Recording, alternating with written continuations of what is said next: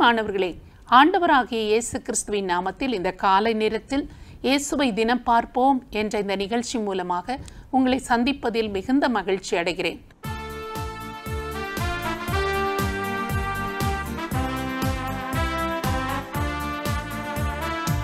என்றும் ஆனந்தம் என் இயேசு தருகிறார்.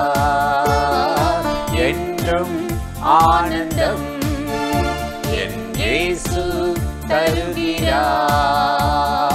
துதிப்பேன் துதிப்பேன் துதித்துக் கொண்டே இருப்பேன். இயேசுவை துதிப்பேன் துதிப்பேன் துதித்துக் கொண்டே இருப்பேன்.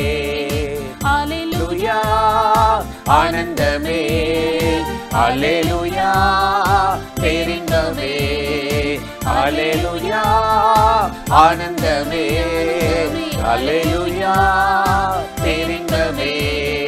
துதிப்பேன் துதிப்பேன் துதித்துக் கொண்டே இருப்பேன். இயேசுவை துதிப்பேன் துதிப்பேன் துதித்துக் கொண்டே இருப்பேன்.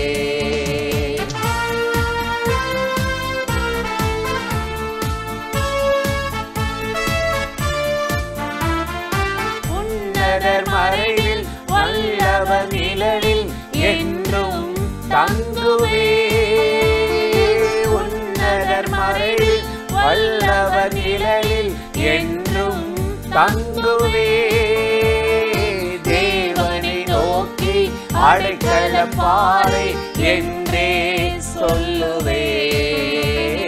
தேவனை நோக்கி அடைக்கல பாறை என்றே சொல்லுவே. அல்லேலூயா ஆனந்தமே, அல்லேலூயா பேரின்பமே, அல்லேலூயா ஆனந்தமே, அல்லேலூயா பேரின்பமே. துதிப்பேன் துதிப்பேன் துதித்துக் கொண்டே இருப்பேன். இயேசுவை துதிப்பேன் துதிப்பேன் துதித்துக் கொண்டே இருப்பேன்.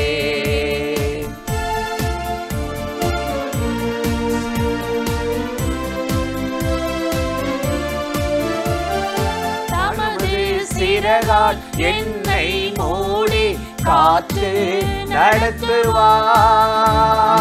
தமது சிறகால் என்னை மூடி காத்து நடத்துவார். அவரது வசனம் ஆவியின் பட்டயம் எனது கேடகம். அவரது வசனம் ஆவியின் பட்டயம் எனது கேடகம். அல்லேலூயா ஆனந்தமே, அல்லேலூயா பேரின்பமே, அல்லேலூயா ஆனந்தமே, அல்லேலூயா பேரின்பமே. துதிப்பேன் துதிப்பேன் துதித்துக் கொண்டே இருப்பேன். இயேசுவை துதிப்பேன் துதிப்பேன் துதித்துக் கொண்டே இருப்பேன்.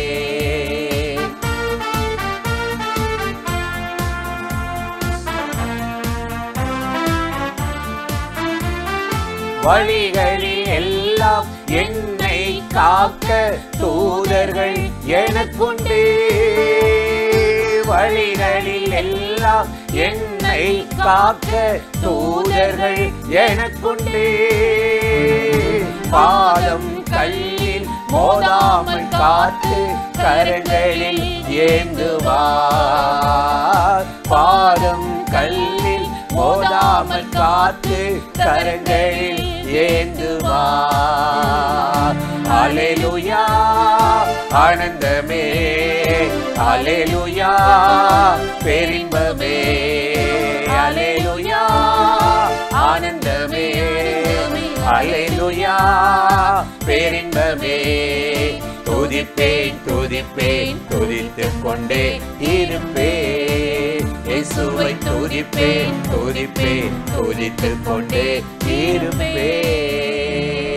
என்றும் ஆனந்தம் என் இயேசு தருகிறார். என்றும் ஆனந்தம் என் இயேசு தருகிறார். துதிப்பேன் துதிப்பேன் துதித்துக் கொண்டே இருப்பேன். எஸ், அவரை ஓய்வின்றி துதிக்கலாம். ஏசாயா 8ஆம் அதிகாரம் 17வது வசனத்தில் நாம் வாசிக்கிறோம், நானோ யாக்கோபின் குடும்பத்துக்கு தமது முகத்தை மறைக்கிற கர்த்தருக்காக காத்திருந்து அவருக்கு எதிர்பார்த்திருப்பேன் என்று சொல்லி இங்கு தீர்க்கதரிசி எழுதுகிறதை நாம் வாசிக்கிறோம். யாக்கோபின் குடும்பத்துக்கு தன்னுடைய முகத்தை மறைக்கிற கர்த்தருக்காக காத்திருந்து அவரை எதிர்பார்த்து இருப்பாராம். இன்றைக்கு பாருங்கள், நம்முடைய வாழ்க்கையில் நம்மோடு கூட முகம் கொடுத்து பேசாத அல்லது பேச விரும்பாத யாரிடத்திலாவது நாம் காத்திருந்து பேசுவோமா, எதிர்பார்த்து கொண்டிருப்போமா?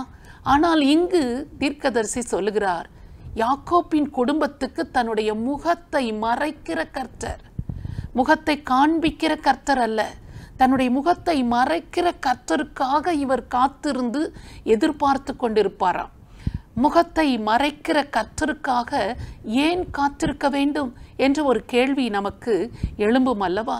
யாக்கோபுடைய வாழ்க்கையில் பாருங்கள், ஆண்டவரோடு கூட தனித்து ஜெபம் பண்ணுவதற்காக அவன் பிந்தி தனித்து அவன் போராடி கொண்டிருக்கிறான். ஆண்டவர் சொல்லுகிறார், போகட்டும், பொழுது விடிய போகிறது, என்னை விடு என்று அவர் சொல்லுகிறார். உன் பேர் என்ன என்று கேட்கிறார். இப்படிப்பட்ட உரையாடல்கள் ஆண்டவருக்கும் யாக்கோப்புக்கும் நடந்து கொண்டிருக்கிறது. ஆண்டவர் யாக்கோப்புக்கு தன்னுடைய முகத்தை மறைக்கிறார். நீ கேட்கிற இந்த காரியத்தை என்னால் செய்ய இப்பொழுது முடியாது என்று சொல்லி இரவு முழுவதும் போராடி கொண்டிருக்கிறதை அந்த அதிகாரத்தில் நாம் வாசிக்கிறோம்.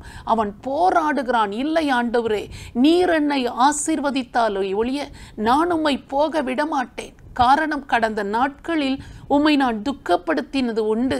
நான் உம்முடைய மூத்த மகனாகிய ஏசா வந்திருக்கிறேன் என்று சொல்லி என் தகப்பனிடத்தில் அண்ணனுடைய பெயரை சொல்லி நான் அவனுடைய ஆசீர்வாதங்களை எல்லாம் அபகரித்து தீயவனாக நான் வாழ்ந்தது உண்டு.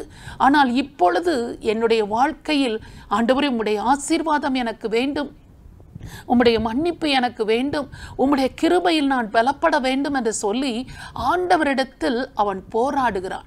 வேதம் சொல்லுகிறது, ஒரு மனிதனுடைய பாவம்தான் தேவனுக்கும் நமக்கும் பிரிவினை உண்டாக்குகிறது.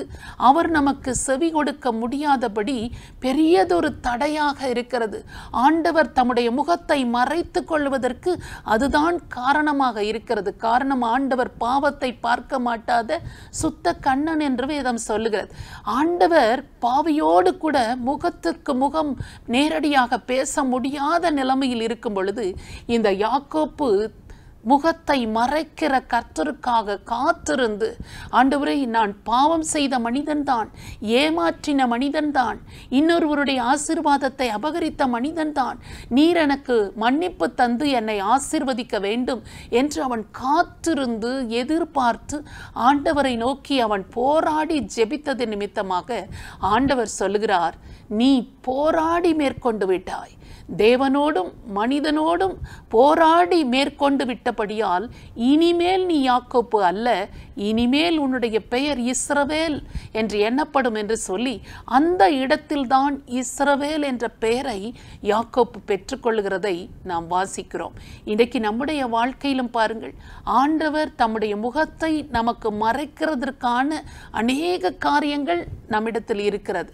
இப்படிப்பட்ட சூழ்நிலையில் ஆண்டவர் எதிர்மறையாக பதில் சொல்லும் பொழுதோ அல்லது எதிர்மறையான காரியங்களை நாம் சந்திக்க நேரிடுகிற போதோ மனம் உடைந்து போய் மனம் அடிந்து சோர்ந்து போனவர்களாக இனி என்னால் ஆண்டவரிடத்திலிருந்து எந்த நன்மையையும் உதவியையும் பெற முடியாது என்ற மனக்கலக்கத்தில் சோர்ந்து விடுகிறோம்.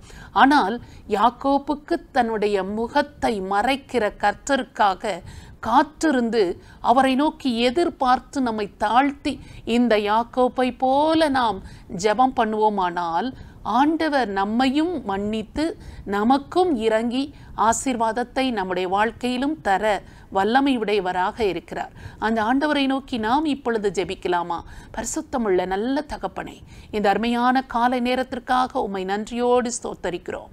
யாக்கோப்பின் குடும்பத்துக்கு தன்னுடைய முகத்தை மறைக்கிற கர்த்தருக்காக காத்திருந்து நான் அவருக்காக எதிர்பார்த்திருப்பேன் என்று இந்த வேத வசனம் சொல்லுகிறது போல தன்னுடைய வாழ்க்கையில் தேவனுடைய முகம் மறைக்கப்பட்டிருக்கிறது.